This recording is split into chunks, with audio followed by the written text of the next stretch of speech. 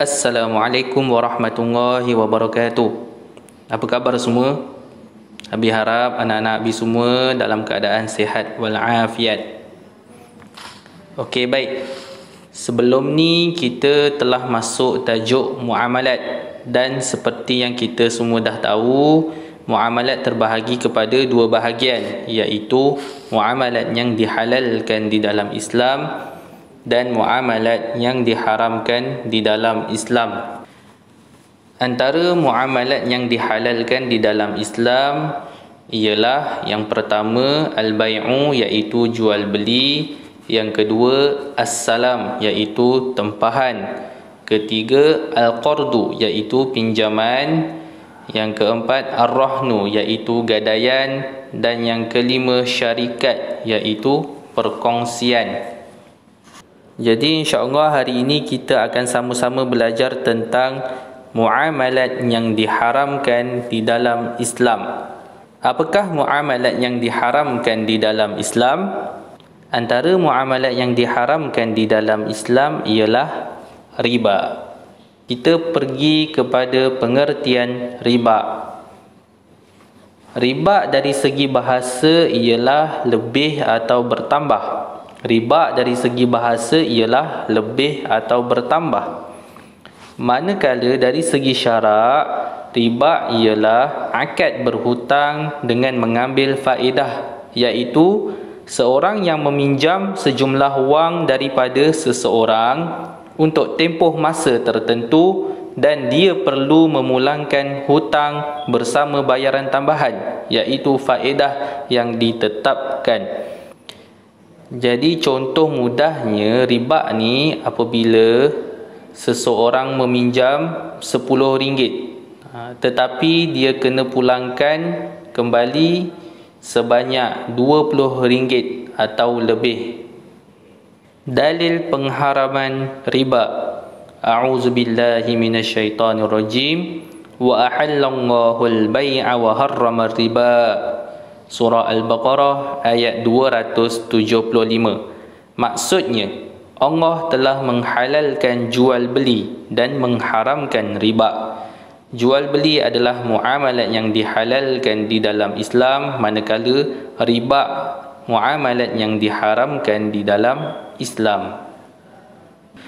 Seterusnya kita pergi kepada hikmah pengharaman riba. Yang pertama, mengelakkan penindasan dan pemerasan terhadap orang miskin. Yang kedua, mengelakkan hidup senang lenang tanpa bekerja dan berusaha.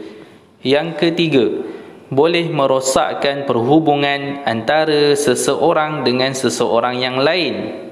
Yang keempat, menimbulkan kekacauan dan kezaliman di dalam masyarakat dan negara. Dan yang terakhir, menghancurkan hubungan sosial dan persaudaraan. Jadi kita faham kenapa riba ini diharamkan di dalam Islam, kerana riba ini adalah satu bentuk penindasan dan kezaliman terhadap orang yang susah. Malah riba boleh membawa kepada pergaduhan dan perpecahan di dalam masyarakat. Mari sama-sama kita saksikan video berkaitan dengan riba.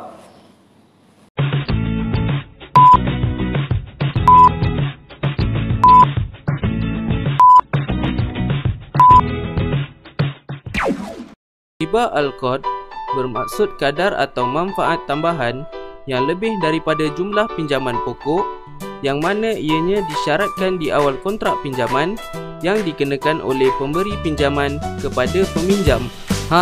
Riba jenis ini boleh dikira sebagai riba yang paling popular di kalangan masyarakat pada hari ini. Ia dipecahkan kepada 5 bentuk. Pertama, duit berbalas duit yang lebih banyak. Macam pelik je bunyi je kan? Contohnya, Husin ingin meminjam sebanyak RM2,000 daripada Kamil. Tetapi, Kamil memberikan syarat, iaitu Husin harus membayar dengan nilai lebih besar sebanyak RM2,500 kepadanya dalam masa 3 bulan. Kamil bersetuju. Ingat, Hukum haram masih berlaku walaupun Husein menawarkan bayaran dengan nilai tambahan secara sukarela. Tetapi, sekiranya Husein memulangkan wang dengan nilai tambahan tanpa sebarang paksaan atau syarat oleh Kamil, ia adalah halal lagi terpuji di sisi Islam. Yang kedua, duit berbalas duit beserta sesuatu manfaat. Kamil memberi pinjam kepada Husein RM1,000 dalam masa 5 bulan. Tetapi, dengan syarat Husein harus menyiapkan tugasan Kamil. Situasi menunjukkan Husein berkata okey. Dalam contoh ini, bantuan menyiapkan tugasan itu dikira riba kerana ia adalah satu tindakan menindas, iaitu mengambil kesempatan atas bantuan pinjaman yang diberikan. Yang ketiga, manfaat berbalas manfaat yang lebih. Contoh, Husein ingin meminjam kereta dari Kamil. Dengan syarat, Husein mengisi minyak penuh kereta Kamil. Ops, nanti dulu. Sekiranya dalam kes ini peminjam ingin memperolehi sesuatu keuntungan, ia mesti menggunakan kontrak sewa dengan nilai sewa setangki penuh minyak. Melalui cara itu, transaksi dan keuntungan adalah halal. Yang keempat, hadiah duit berbalas hadiah duit yang lebih banyak. Apa tu? Kamil menghadiahkan wang berjumlah RM100 kepada Husein hari ini. Dengan syarat, Husein akan menghadiahkan Kamil wang sebanyak RM120 pada bulan hadapan. Ia juga termasuk di dalam kategori riba al-qard dan tergolong di dalam kategori pemberian pinjaman walau menggunakan lafaz hadiah. Okey, yang kelima, hadiah bersyarat hadiah. Apa tu? Contohnya, pengantin lelaki bersetuju bahawa pihak lelaki akan hadir dengan 7 dulang yang bernilai RM10,000, manakala pihak wanita bersetuju dengan balasan 9 buah dulang yang bernilai RM13,000. Kenapa pula? Biasalah tu zaman sekarang ni kan. No, tak boleh. Dalam situasi tersebut, ia masih berlaku syubhah riba al-qard. Jika sekiranya kedua-dua pihak bersetuju atas nilai harga tertentu, iaitu RM10,000 berbalas RM13,000. Namun, jika kedua-dua tidak berpakat berkaitan harga dan hanya menentukan jumlah dulang semata-mata, ia adalah harus. Apa yang menjadikan ia haram adalah persetujuan wang berbalas wang yang lebih banyak. Kesimpulannya, Islam menganjurkan umatnya untuk menjadi satu umat yang bekerjasama serta bantu-membantu atas dasar kasih sayang dan akhlak mulia. Baginda Nabi Muhammad SAW turut menegaskan sebagai tidak sempurna iman seseorang selagi dia belum mengasihi Muslim yang lain. Oleh itu, marilah kita bersama-sama menegakkan syiar Islam agar hidup diberkati Allah. Syukran jazilan.